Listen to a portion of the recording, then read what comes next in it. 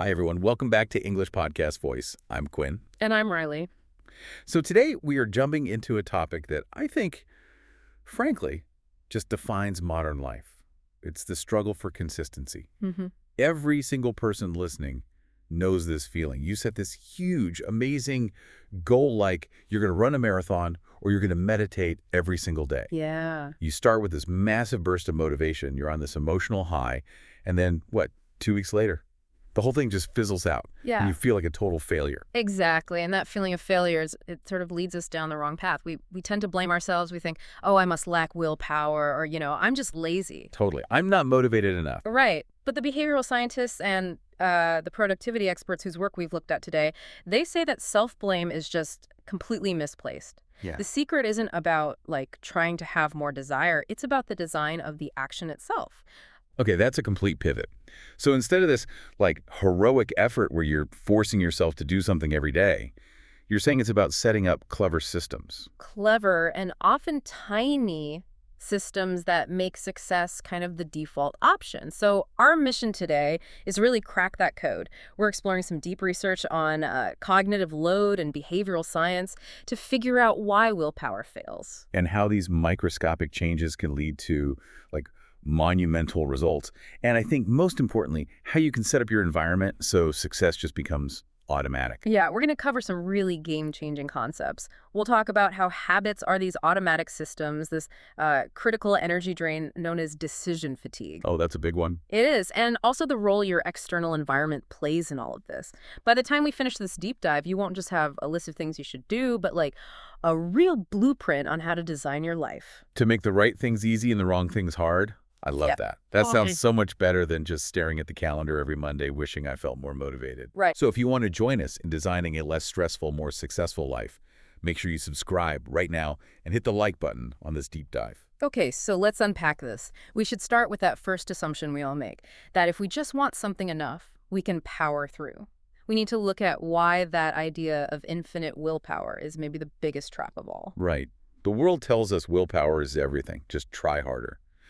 But the research, especially from social psychology, just completely debunks this. It shows willpower is absolutely not infinite. That's the crucial finding. It's described as a limited resource, kind of like a muscle that gets tired or, an energy tank that just drains with use. And there's a technical term for this, right? Yeah, it's called ego depletion. It's basically when your self-control starts to deteriorate after you've used it a bunch. Ego depletion. I like that term. It really implies, a loss of your ability to regulate yourself. Mm-hmm. But it's not just about resisting cookies, is it? The sources say it's domain general. Exactly. And that domain general part is the real killer. It means you don't have a separate gas tank for your work life and another for your diet. That's all one tank. It's one shared reservoir. Yeah. So the research breaks it down into 4 main areas that all pull from that same energy source. You've got controlling your thoughts, like worrying. Mm-hmm. Controlling your feelings, like not getting angry. Then there's impulse control resisting temptation. And finally, task performance, just persevering on a hard project. Okay, so let me see if I get this. If I spend 2 hours in a really frustrating meeting at work and I'm using all my energy to stay calm and professional, Right. I've already drained a big chunk of my self-control tank for the day. So later that afternoon, I have way less energy to, say, resist signing up for some store credit card I don't need. That's it, exactly. The effort you use for that first task weakens your defense against the next one. And the research connecting this mental effort to actual physical energy is it's astonishing. You're talking about that judge study, aren't you? The Israeli Prison Parole Board study, it's honestly one of the most shocking real-world examples of this. I've heard bits and pieces of it, but when you see the actual data, it's wild. They tracked the decisions judges made about granting parole to prisoners all day long. And they found this radical pattern that had absolutely nothing to do with the crime. At the start of the day, right after they'd eaten, judges granted parole about 70% of the time. 70%, that's high. Very high. But as the day went on and they made more and more of these grueling, tough decisions, the rate just plummeted. How low did it go? By late afternoon, right before their next break, The chance of a prisoner getting parole was down to just 10%. Wait, from 70 to 10, that's terrifying. It means your fate depends on what time of day your case is heard. It's exactly what it means. The brain gets exhausted from all those choices, and so it just defaults to the safest, easiest option. Which is saying no. Keep the status quo. Right. But here's the part that proves the physical link. The part that proves it's a finite resource. After the judges took a break, where they ate a banana and a sandwich, the parole rate jumped right back up to 70%. No way. So justice literally depends on the judge's blood sugar level. That's not a metaphor. That's data. It is. It means relying on sheer willpower is just not sustainable. Your internal energy is always fluctuating based on things you don't even control, like what you ate for lunch. Which brings us to this idea of the self-control paradox. This was one of the most actionable things I read. The sources say that people who are, like, naturally disciplined, they actually report resisting desires less often than everyone else. It's so counterintuitive, isn't it? Totally. You'd think the super disciplined person is the one who's constantly fighting off temptation every 5 minutes. But they're not. They're playing offense, not defense. Instead of spending their willpower budget fighting against the donuts in the break room, they use their willpower proactively. Yeah. They set up routines and systems in their lives to simply avoid the temptation in the first place. They don't have to struggle because the temptation just isn't there. I see. So the disciplined person isn't better at saying no. They're just better at making sure yes isn't even an option to begin with. Exactly. They proactively plan their lunch. They take a different route home to avoid the bakery. They automate their finances. They're just protecting their energy tank by not having to draw on it so often. Which is the perfect segue. We need to stop obsessing over these huge, distant goals and start building these tangible, repeatable systems. Right. We're all conditioned to think about goals. Lose 30 pounds, read 52 books this year, write a novel. They're these massive future things. But some of the sources, like Scott Adams, offer a definition that just immediately changes your whole perspective. I love his definition. It's so simple. A goal is something you hope to achieve someday in the future. A system is something you do every day. That one shift in thinking is huge. It moves the focus from this stressful finish line that's miles away to the tiny action you're taking right now. And the problem with being purely goal-oriented is that you're always in what the sources call a state of pre-success failure. Right. If your goal is to lose 30 pounds and you've only lost 5, you still feel like you're failing. You're discouraged until you hit that one big number. But a system gives you a daily feeling of success. Every time you follow the system, you sat down and wrote for your hour or you went for a 30-minute walk, you succeeded. You did what you set out to do today. And that builds momentum. It feels good. It makes you want to do it again tomorrow. James Clear uses this great metaphor. He says, goals are like the rudder on a boat. They give you your direction. Okay, I need to know where I'm going. But systems are the paddle. They create your progress. If you have a perfectly set rudder, a great goal, but you never actually paddle, you're just going to drift. So if my goal is write a novel, that's the direction. But the system, the paddle, is write for 1 hour every single day. Exactly. And you focus on the paddle. You focus on that daily system, and you trust that it will eventually get you to your destination. Okay, so we've established that we have to stop relying on motivation and start building these systems. Yeah. But how do we actually build them without using up all our willpower, which we just said is this super limited resource? This is where the work of Dr. B.J. Fogg from Stanford just completely changed the game with his idea of tiny habits. His core idea is so revolutionary. He says habits are not a matter of willpower at all. They're a matter of design. Yes. The story of his own aha moment is great. He was getting dressed after a shower and realized the missing piece of the whole habit puzzle could be spelled with 5 letters. A-F-T-E-R. After. After. His big revelation was that you can't form a new habit until you know what that new behavior comes after. It has to be anchored to an existing solid routine. And that insight just totally reframes the role of motivation. We always think motivation is everything. You have to feel like doing it. But Fogg argues that motivation is secondary. It's often totally unnecessary if you make the behavior easy enough. So it's a trade-off. It is. His model says behavior happens when you have motivation, ability, and a prompt all at the same time. If your motivation is low, you just have to crank up the ability part. You have to make the action incredibly easy. Because if it's hard or painful, your brain will just find a way to stop you. You'll forget or you'll make an excuse. Exactly. So if your system is right for 30 minutes, that might require too much motivation on a Tuesday when you're tired. Sure. But if you make the behavior right one sentence, the ability required is so low that even with zero motivation, you can still do it. The point is to make it so small, it's basically impossible to fail. Okay, let's break down the method.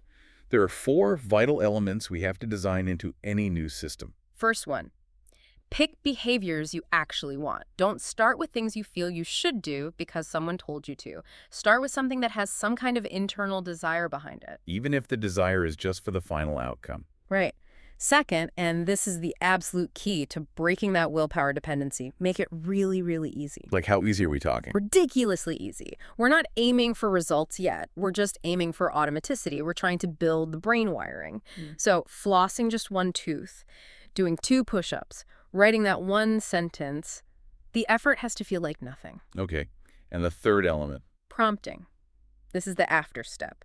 You have to link that tiny new behavior to an existing strong routine, and it has to be super specific. So not I'll meditate in the morning. No, it's after my coffee machine finishes brewing, I will sit down and do 1 minute of silent breathing. The coffee machine is the prompt that triggers the new behavior. And what's the last piece? The last piece is essential for making it stick. An immediate good feeling. Your brain needs a positive signal right after you do the behavior, or the neural pathway won't get stronger. So you have to celebrate, even after flossing just one tooth. Yes. A silent celebration. A fist pump, a little internal yes. Dr. Frog calls this feeling shine. And it cements the behavior so your brain wants to do it again. It's genius because it gives you a reward right now instead of making you wait months for the long-term benefit. And the idea is that these tiny habits will just grow on their own, right? That's the idea of natural growth. Once the habit is automatic, you won't need extra motivation to expand it. It just happens. You start with 2 push-ups, and a week later, you just find yourself doing 5, then 10. Because the resistance is gone, the pathway is there, and you associate it with that good feeling. Exactly. But the sources are really clear. Don't force the intensity too soon. If you jump from 2 push-ups to 20 overnight, you're reintroducing friction, and the habit will probably break. Dr. Fogg has a cool way of categorizing these habits too, right? Blade, shrub, and tree. Yeah, it's a great visual. A blade is a tiny habit that starts tiny and stays tiny, like wiping the counter after you brush your teeth. One little action, but lots of blades of grass together can make a huge impact. And a shrub. A shrub starts small and grows a little bit. So maybe pouring 1 glass of water when you wake up grows into just naturally drinking more water all morning. It broadens its scope a bit. And then the tree. This is the big one. The tree is the one that starts tiny, but you intend for it to grow very large, like a major exercise routine or a complete diet change. You start with a tiny seed, like 2 minutes of stretching, with the goal of growing this massive tree of physical fitness over many years.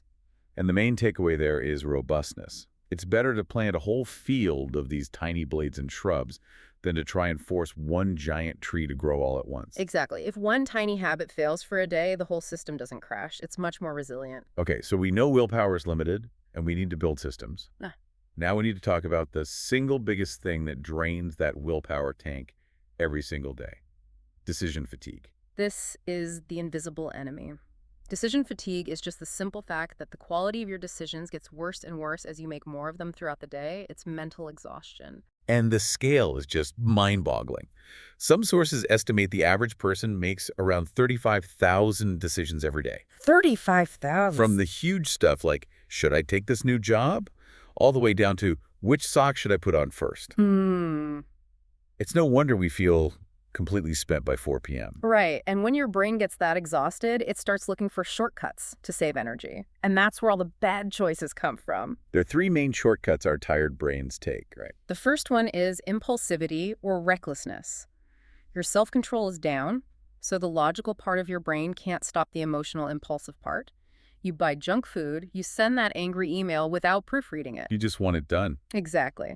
The second shortcut is the opposite, avoidance or indecision. This is analysis paralysis. The thought of making one more choice, even what movie should we watch, feels overwhelming. So you just say, I don't care, you pick. Right. You procrastinate or you just freeze. And the third one is the status quo bias. When you're depleted, you just stick with whatever is the safest, easiest, or most familiar option. Which brings us right back to the judges. Denying parole was the path of least cognitive resistance. It was the default safe choice. It's fascinating and kind of disturbing how this fatigue can be used against you. The sources talk about how some high-end sales teams, like at Audi dealerships, engineer this. Oh, get this. So you walk in, you're ready to buy a car. The first thing they do is ask you to make a bunch of trivial but really high-effort decisions. Right. They might ask you to choose the interior fabric from over 200 different combinations of material, color, and texture. So you spend 45 minutes just agonizing over fabric choices, using up all this precious mental energy. By the time you get to the big decisions like the warranty, the navigation package, the rust proofing, you are cognitively drained. Your decision-making capacity is shot. So you're way more likely to just say yes to the default option, even if it's more expensive, just to avoid thinking about it anymore. It's friction engineering used against the customer. And the most famous example of someone fighting this comes from President Obama. The suits. He famously only wore gray or blue suits every day. He did it to minimize mundane decisions. He knew his cognitive energy was a finite resource, and he wasn't going to waste it on his wardrobe. He saved it for the big, high-stakes decisions. It was a deliberate strategy to protect himself from decision fatigue. So if it works for him, it can work for us. What are the strategies to fight back? The main strategy is simple. Just make fewer choices every day. You have to build walls around your cognitive energy. The first one is to streamline choices. Automate the mundane stuff. Exactly. Have go-to outfits ready. Make a specific grocery list so you don't have to wander and decide. Set up automatic bill pay. Every decision you automate is willpower you save for later. That makes so much sense. If you decide on Sunday what you're eating for lunch all week, you've just eliminated 5 daily decisions right there. Second strategy, delegate decisions. You don't have to have an opinion on everything. Let your coworkers pick where to get lunch. Let your partner choose the weekend activity. Conserve your mental capital for what really matters to you. Third one is a big one for perfectionists. Avoid second guessing. Yes. Wasting energy rehashing past decisions, worrying, did I make the right call, is a huge drain. You have to make the choice, accept it, and move on. And finally, the brain break. The best thinkers know the brain needs recovery time. If you're stuck on a problem, the answer isn't to power through, it's to walk away. Take a walk, take a shower. Right. That downtime allows for better neural connections. You're literally replenishing the mental energy you need to make a good decision. So a 5-minute stretch isn't procrastination, it's cognitive resource management. Okay, so the discipline don't fight, they design. We start with internal systems, but then we have to cement them with our external environment. This is where environmental engineering comes in. Right. And when we say environment, most people just picture, the layout of their house. But it's so much broader than that. Yeah. It's a physical space, yes, but it's also the things within that space. Yeah, that's a crucial point. Your environment includes your clothes, your phone, the books on your shelf, the snacks in your pantry, even the size of your plates. All these things are constantly, subtly guiding your behavior. And we can't forget the people. The sources are very clear about the power of social support. Oh, for sure. If you surround yourself with people who support your goals, it makes everything easier. Having an accountability partner is a key part of designing your social environment. The research is pretty clear that your immediate context often matters more than your internal motivation. Your environment is this silent partner in everything you do. And to really become masters of this, we need to understand 2 key concepts the sources distinguish between: choice architecture and stimulus control. Okay, break that down. What's choice architecture? Choice architecture is about how options are arranged to influence decisions, and it doesn't care about your existing habits. It's about nudging everyone toward a better outcome. So, like in a cafeteria, putting the fruit at eye level and the cake on the bottom shelves. Exactly. It's changing the environment to make the healthy choice the easy choice for the general population. Okay, so how is that different from stimulus control? Stimulus control is way more targeted. It's about modifying cues to take advantage of your existing habits. It requires you to first know what your triggers are. So if I know I have a bad habit of buying a candy bar every time I'm at the checkout counter. Right. Choice architecture might just put gum there for everyone. But stimulus control would be you, personal, deciding to put a healthy snack bar in your bag so you can grab that instead. Hijacking your own impulse buy habit for a better outcome. I see. One is general, the other is personal. Okay, Yeah. so the core idea here is friction engineering. Make bad habits hard, good habits easy. The sources give us 5 practical ways to do this. Number 1, remove counterproductive cues. This is adding friction to bad habits. Make the thing you don't want to do invisible and inconvenient. If you snack late at night, Don't just hide the cookies. Put them in a sealed container on the highest shelves in the garage. You're adding steps, adding friction. Number 2, give maximum support to desired cues. This is removing friction from good habits. Make the right choice visible and accessible. Lay your workout clothes out the night before. Put them right by your bed so you literally trip over them in the morning. Number 3, make use of constructive prompts. These are specific reminders. Placing your journal on your desk. Using a water bottle with time markers on it. A fitness watch that buzzes when you've been sitting too long. Number 4 is a powerful one. Eliminating choices. This is where you create an environment with so few options that the good behavior becomes the default. If you remove all the soda and juice from your house, drinking water becomes the only option. It's the path of least resistance. And number 5, route and pattern awareness. Be mindful of how your physical path through the day triggers habits. If your drive home takes you past your favorite fast food place, find a different route. If the break room at work triggers mindless snacking, eat your lunch at a park instead. Break the link between the location and the action.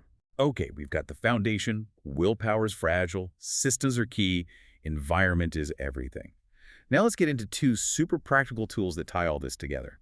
Habit stacking and temptation bundling. Habit stacking is just brilliant. It's about piggybacking a new behavior onto a neural pathway that's already super strong.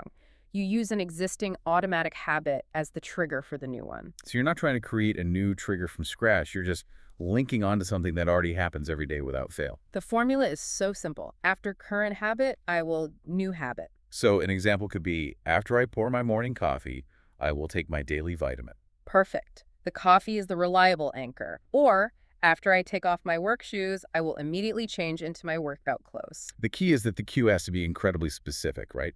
Ambiguity is the enemy. Yes. The sources give an example of a failed stack. When I take a break for lunch, I will do 10 push-ups. And that failed because take a break for lunch is too vague.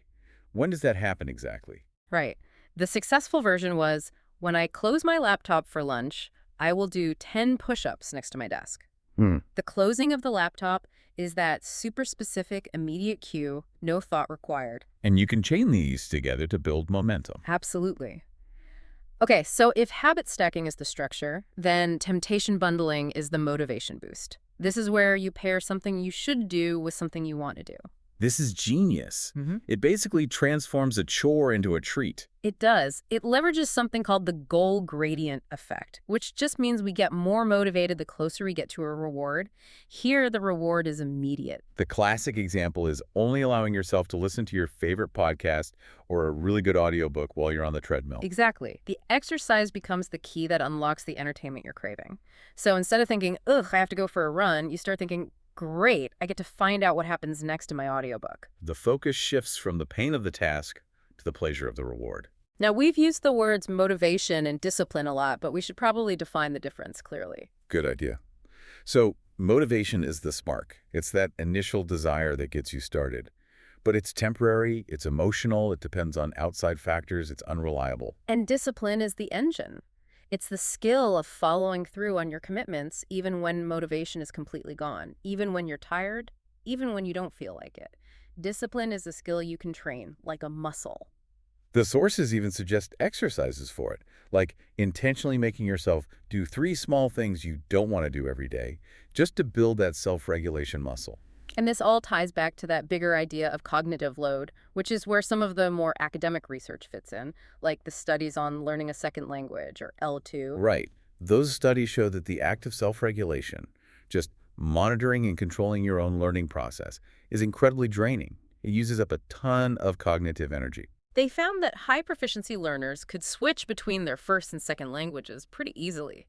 It was so automatic for them, it didn't cost much mental energy. But the medium and low proficiency learners, it was a different story. For them, it was a huge cognitive cost.